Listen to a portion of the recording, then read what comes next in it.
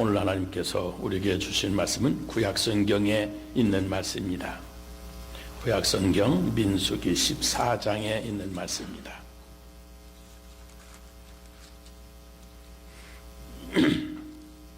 민수기 14장 26절 말씀부터 35절에 있는 말씀입니다. 제가 가진 성경으로는 구약성경 217페이지에 있는 말씀입니다. 민수기 14장 26절 말씀부터 제가 봉독합니다. 여호와께서 모세와 아론에게 말씀하여 이르시되 나를 원망하는 약한 회중에게 내가 어느 때까지 참으랴. 이스라엘 자손이 나를 행하여 원망하는 바 그 원망하는 말을 내가 들었노라. 그들에게 이르기를 여호와의 말씀에 내 삶을 두고 맹세하노라. 너희 말이 내 귀에 들린 대로 내가 너희에게 행하리니 너희 시체가 이 광야에 엎드려질 것이라. 너희 중에서 20세 이상으로서 계수된 자 곧 나를 원망한 자 전부가 여분네 아들 갈렙과 눈의 아들 여호수아 외에는 내가 맹세하여 너희에게 살게 하리라 한 땅에 결단코 들어가지 못하리라. 너희가 사로잡히겠다고 말하던 너희의 유아들은 내가 인도하여 드리리니 그들은 너희가 싫어하던 땅을 보려니와 너희의 시체는 이 광야에 엎드러질 것이요 너희의 자녀들은 너희의 반역한 죄를 지고 너희의 시체가 광야에서 소멸되기까지 40년을 광야에서 방황하는 자가 되리라. 너희는 그 땅을 정탐한 날 수인 40일의 하루를 1년으로 쳐서 그 40년간 너희의 죄악을 담당할지니 너희는 그제서야 내가 싫어하면 어떻게 되는지를 알리라 하셨다 하라. 나 여호와가 말하였거니와 모여 나를 거역하는 이 악한 회중에게 내가 반드시 이같이 행하리니 그들이 이 광야에서 소멸되어 거기서 죽으리라. 아멘. 러시아의 문호 톨스토이의 글 중에 건축자의 잘못일까라고 하는 것이 있습니다. 이 톨스토이가 어렸을 때 그 집에 매우 좋은 도자기들이 많이 있었습니다. 그 아버지가 그 도자기들을 아끼고 아주 소중하게 여겼습니다. 그런데 톨스토이의 여동생이 그 도자기 하나를 달라고 아버지에게 오랫동안 졸라대고 있었지만 아버지는 하나도 딸에게 주지를 않았습니다. 그 여동생은 크리스마스가 가까워오는 어느 날 다시 아버지에게 눈물을 흘리면서까지 도자기 하나를 달라고 졸라대기 시작했습니다. 결국 아버지는 딸을 이기지 못하고 도자기 하나를 주었습니다. 이 딸은 도자기를 받자마자 얼마나 좋았는지 그 도자기를 움켜쥐고 오빠인 이 톨스토이의 방을 향해서 뛰어 달려가기 시작합니다. 그러다가 그만 오빠 방 문지방에 걸려서 넘어지면서 그만 도자기를 방바닥에 떨어진 채 산조각이 나고 말았습니다. 이 깨어진 도자기의 조각을 바라보면서 이 동생이 누가 우리 집을 내가 이렇게 넘어지도록 지었느냐고 하면서 울었습니다. 급히 달려가다가 걸려 넘어진 자기 탓은 하지를 않고 오래전에 집 지은 그 건축자를 원망하면서 울었던 것입니다. 며칠 뒤에 톨스토이가 그 동생을 기억하면서 건축자의 잘못인가, 이 건축자의 잘못인가 라고 하는 글을 쓰게 되었습니다. 원망은 그동안의 모든 받은 은혜를 부정하게 만들고 또 받은 축복에 대한 감사를 망각하게 만듭니다. 이 데빗 바움이라고 하는 교수님이 바보는 변했다고 생각하고 현자는 변한다고 한다, 변하자고 한다라고 하는 재미있는 책을 썼습니다. 바보는 이미 자기는 다 변화되었기 때문에 나는 변할 것이 없다고 생각을 하는 반면 지혜로운 현자는 항상 자기 부족을 느끼면서 내가 계속 변화해야 된다고 생각을 해서 그렇게 항상 자기 자신을 재촉한다는 것입니다. 이 저자는 이 책에서 보다 나은 미래를 개척하지 못하는 이유가 이 사람들이 변화를 두려워하기 때문이라고 지적을 합니다. 그러면서 우리 인간 속에 그 변화에 대한 저항을 몇 가지로 요약을 해서 설명을 합니다. 첫째는 미래, 이 미지의 세계에 대한 두려움 때문이라는 겁니다. 사실 미래의 세계, 그건 항상 미지의 세계입니다. 그 미래를 뭐 이렇게도 생각해보고 저렇게도 생각해보고 뭐 많은 사람들이 연구하고 있지만 결국 미래는 아무도 모르는 겁니다. 미래에 대해서 누가 말을 할 수가 있겠습니까? 누구도 정확하게 예측할 수가 없는 겁니다. 그런데 좀 더 생각을 해보면 이 두려움이라고 하는 것, 이것은 그 현실 상황의 문제가 아니고 그 사람의 심리적인 문제요. 더 나아가서는 그 사람의 신앙의 문제인 것을 우리가 알게 됩니다. 그리고 둘째는 이제 실패해서는 안 된다. 아니, 나는 실패해서는 안 된다고 생각을 하는 그 강박관념 때문에 그 두려운 마음이 가중된다고 하는 겁니다. 그런데 여러분, 사실 인생을 살아가는데 실패가 없는 일이 어디 있겠습니까? 우리가 이렇게 전등불을 밝게 켜놓고 있지만 이 전등을 처음 발명한 토마스 에디슨은 이것 전등 하나를 만드는데 600번 이상의 실패를 했다고 그럽니다. 만들어 놓으면 또 끊어지고, 만들어 놓으면 또 번쩍하고 켜졌다가 또 끊어지고 맙니다. 거듭거듭 실패를 하게 되니까 옆에 있던 그의 어시스턴이 조수가 말을 하더랍니다. 선생님, 또 실패했습니다.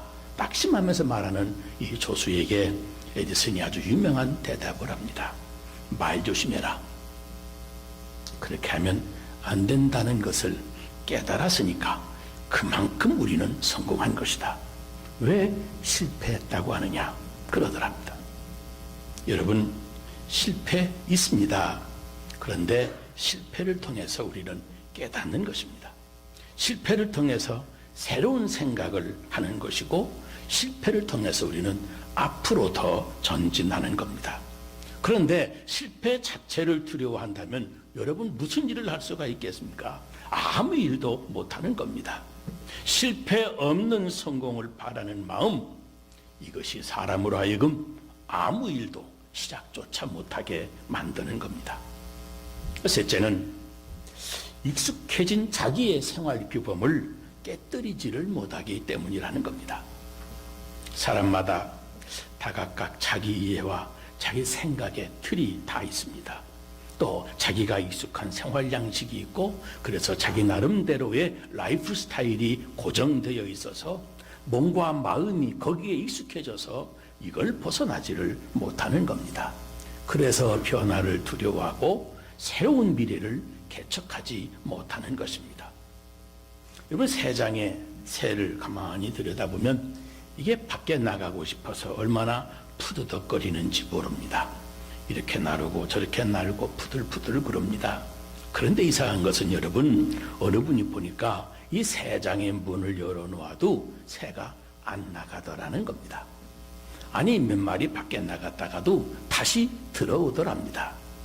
왜냐하면 그 새 장 안에서 익숙해진 자기의 라이프 스타일을 이걸 깨트리지 못하기 때문입니다.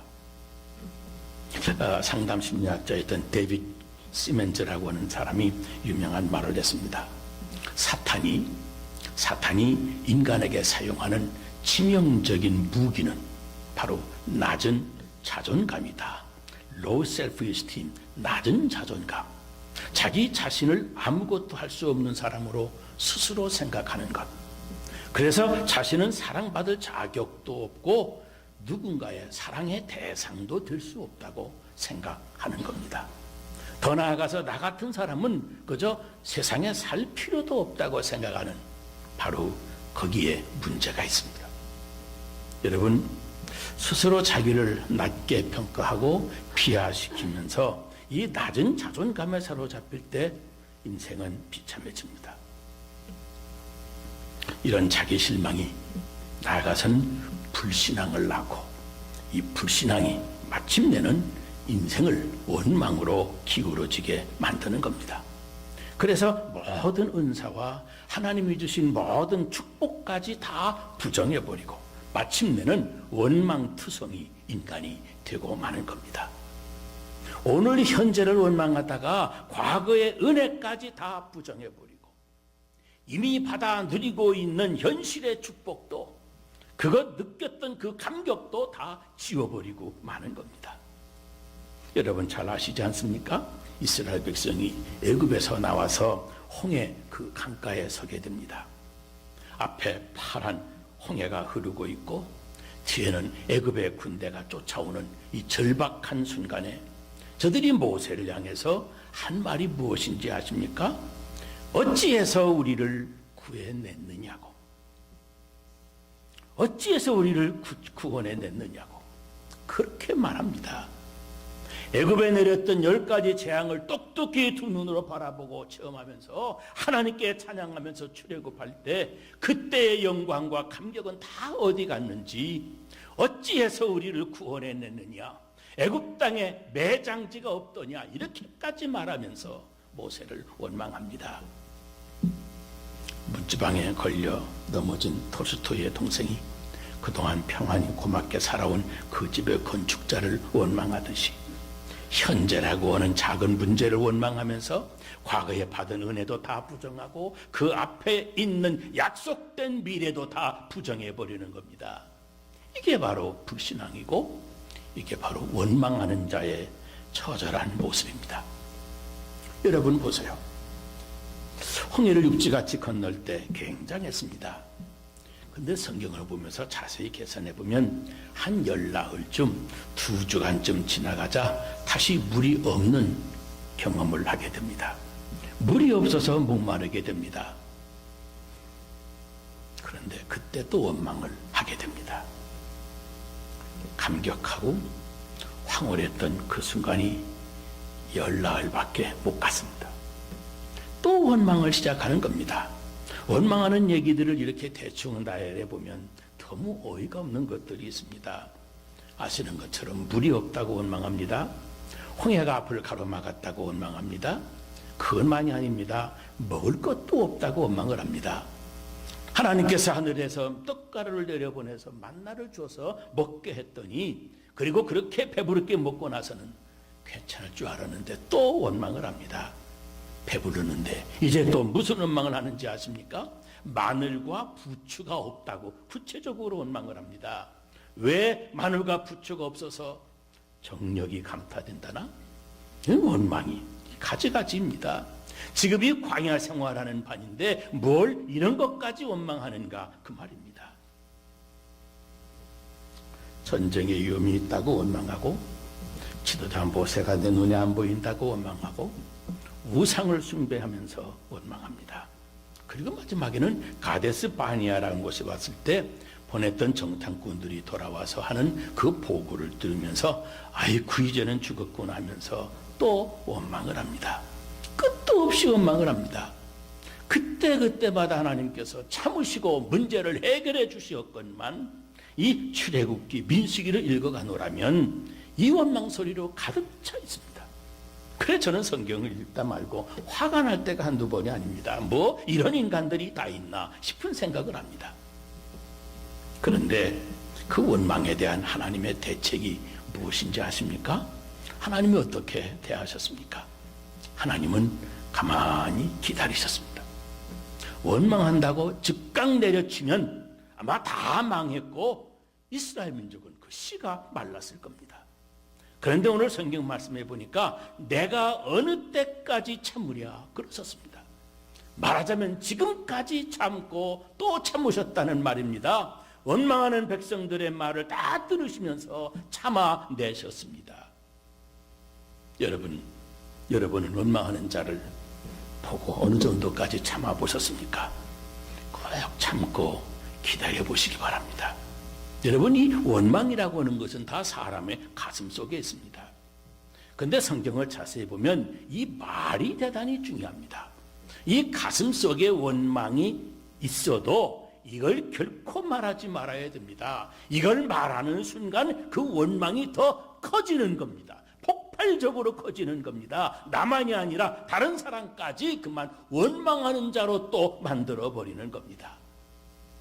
여러분, 원망이 있으면 그대로 주고 그저 참고 기다리면서 더 기도하면서 침묵하면서 잠시라도 좀 지내봐야 됩니다. 그런데 입을 열어서 이걸 참지를 못하고 말을 한다는 말입니다. 이게 중요한 겁니다. 여러분, 우리가 하는 신앙 고백도 말입니다. 하나님을 찬양하는 것도 말입니다. 하나님께 감사를 드리는 것도 말입니다. 사랑을 고백하는 사랑의 고백도 말입니다. 모든 것이 그 인격이 마음에 있는 것이 말로 표현되어지는 겁니다. 말이 대단히 중요합니다. 그래서 이 모든 말을 하나님이 관심 있게 들으시는 겁니다. 그리고 오늘 성경을 보니까 너희 말이 내 귀에 들린 대로 내가 너희에게 행하리라 그랬습니다. 너희 말이 내 귀에 들린 대로 내가 너희에게 행하리라.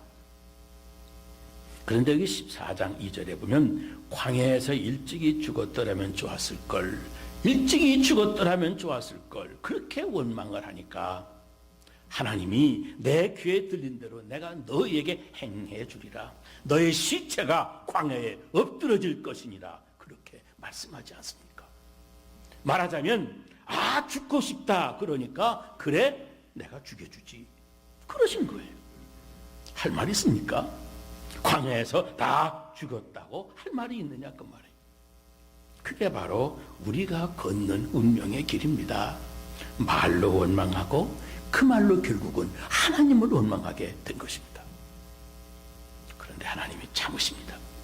이 원망하는 백성들을 참으시고 무려 40여 년 동안이나 유예 기간을 두시는 겁니다.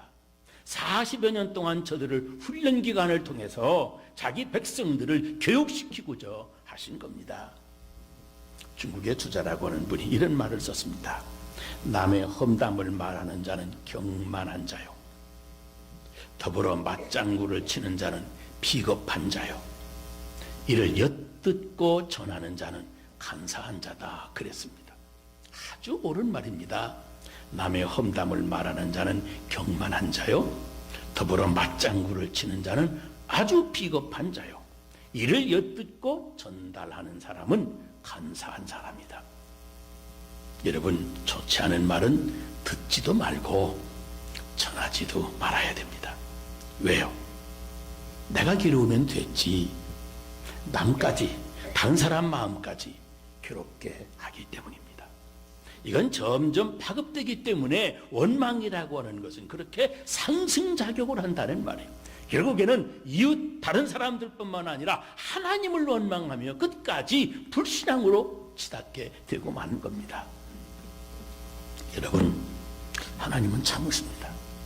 왜 그런지 알아요? 바로 원망하던 그 사람이 이제 감사하는 사람으로 바뀌기를 기다리면서 훈련시키시면서 교육하시는 겁니다. 그러니까 참으심의 그 목표는 우리가 원망에서 감사로 바뀌는 거예요. 우리의 생각의 틀이 바뀌는 거예요. 그러나 그 원망에서 감사로 바뀔 때까지 우리에게 많은 사건과 많은 시련을 하나님이 허락해 주실 겁니다. 저 원망하는 말을 멈추고 고난 속에서도 하나님의 은혜를 보고 하나님께 감사하도록 원망을 감사로 바꾸어 놓으려고 하는 하나님의 커리큘럼이 바로 거기에 있는 겁니다. 그리고 그렇게 참으시는 동안, 우리가 많은 사건과 시련을 당하는 동안 하나님은 교만한 자를 끝내 겸손하게 만드십니다.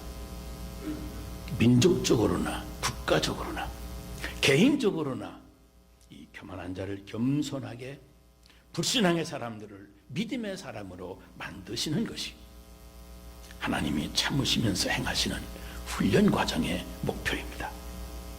오직 우리가 은혜에 감사하고 그 약속을 전적으로 믿는 그런 사람을 만들어서 감사하도록 한 후에 비로소 용기를 우리에게 주신다는 겁니다. 이러한 하나님의 인내의 큰 의미를 우리가 깨달아야 됩니다. 여러분, 소위 EQ라고 하는 말을 들어보셨을 겁니다. emotional quotation이라고 하는 겁니다. 이것을 처음으로 말한 사람이 데니엘 골맨이라고 하는 사람인데, 그가 말을 합니다. 이 감성지수라고 하는 것, 이것은 제일 먼저 자기 자신을 깨닫는 것이랍니다. self-awareness. 이 자기 인식입니다. 자기 자각이 있어야 된다는 거죠. 자기를 볼 수 있어야 되는 겁니다. 그리고 또 하나는 self-regulation입니다. 자기 규율이 있어야 되는 겁니다. 그래야 자기 규율 속에서 자기의 감성을 바로 세워 나가는 겁니다. 그리고 더 중요한 것은 motivation입니다. 이 동기부여라고 하는 거죠. 내가 하는 모든 일에 다 동기가 어디 있는가, 이것을 생각해 보고 나서야 자기의 감성이 바로 세워진다는 겁니다. 그 다음에는 empathy, 감정입니다. 이 정서, 나만이 아니고 다른 분에게서도 그 감정을 내가 받아들이는 그런 여유가 있어야 됩니다. 그리고 마지막으로 social skill입니다. 이 사회적인 스킬을 구비해야 한다는 겁니다. 이 EQ라고 하는 것을 이 5가지로 설명을 해 나갑니다. 여러분, 내가 감정이 격해가지고 원망하기 시작을 하면 그 원망이 더 큰 원망을 낳고 나중에는 아무것도 내 눈에 보이지를 않는 겁니다. 그동안 받은 은혜도 다 부정하게 됩니다. 이제 우리는 다시 한번 조용히 내 자신의 삶을 묵상하면서 오늘 내 현실, 오늘의 내 현재가 나에게 무엇을 의미하는가를 생각해 보아야 됩니다. 조급하게 서두르지 말고 인내함으로 지속적으로 나에게 다가오는 하나님의 사랑 속에서 그 속에 내가 있음을 우리는 깨달아야 됩니다. 그 속에 삶의 지혜가 있고 그 속에 하나님의 능력이 있습니다. 우리에게 주신 하나님의 약속이 있습니다. 인내하는 중에 하나님의 사랑을 느낀 다음에야 비로소 하나님이 열어주시는 우리의 미래를 볼 수가 있는 겁니다. 여러분, 하나님이 참으십니다. 그렇다면 참으시는 하나님에 대한 우리의 인내도 있어야 됩니다. 예수님이 친히 말씀하십니다. 너의 인내로 구원을 얻으리라. 끝까지 견디는 자는 구원을 얻으리라. 하나님의 인내하심에 대해서 불만을 품지 말고 그 인내 속에서 내 자신도 인내를 배워야 됩니다. 하나님의 인내를 본받아서 우리도 그 인내를 충분히 수용하고 감사해야만 됩니다. 여러분, 구약성경에서 참으로 유감스러운 이야기가 민수기 20장에 나옵니다. 그것은 이스라엘 백성들이 하나님을 원망하는 사건입니다. 원망하다가 마지막에는 모세까지 죽이겠다고 원망의 마음을 행동으로 보이고 아우성을 칩니다. 그동안 많은 은혜를 받았지만 은혜를 배반하고 원망하는 이 백성들을 보면서 그만 모세도 흔들렸습니다. 원망하는 백성을 원망합니다. 그러면서 순간적으로 정신을 잃어버렸습니다. 이 패역한 너희들아, 너희가 내가 너희를 위해서 물을 내랴 하고 소리를 지르면서 반석을 꽝꽝하고 2번이나 내리칩니다. 보세요. 원망하는 백성을 원망했더니 하나님이 원망하는 그 모세를 심판하십니다. 내가 나를 믿지 않고 나를 거역했느니라.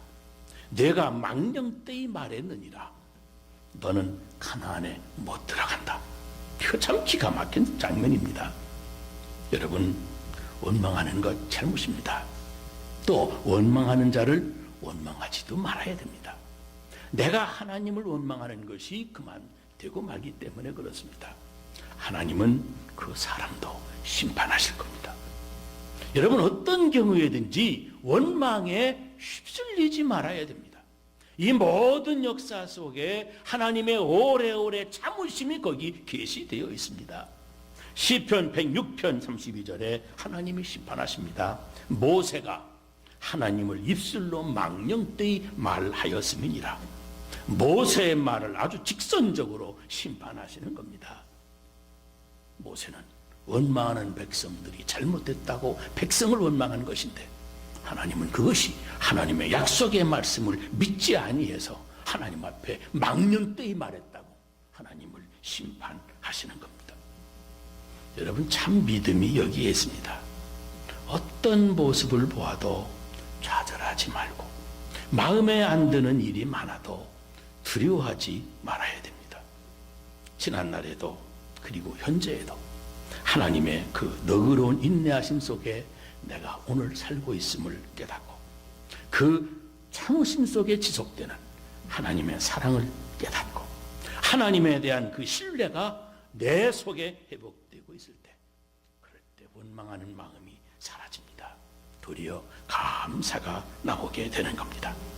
하나님은 인내하시는 그 사랑 속에 있는 나 자신이 너무도 소중한 존재이기 때문에 그렇습니다. 이것을 다시 발견하고 그 은혜에 감사하게 될 때 내 앞에 있는 새로운 축복이 열리는 것을 또 보게 될 것입니다. 우리 교회 금년의 표어가 그 중에 제일은 사랑이라 그랬습니다. 사도 바울은 사랑은 오래 참는 것이다 그랬습니다. 참 사랑은 인내하는 동안에만 지속됩니다. 인내하지 못하고 이걸 깨트려서 원망하고 불평하는 순간 그 사랑이 함께 깨지고 맙니다.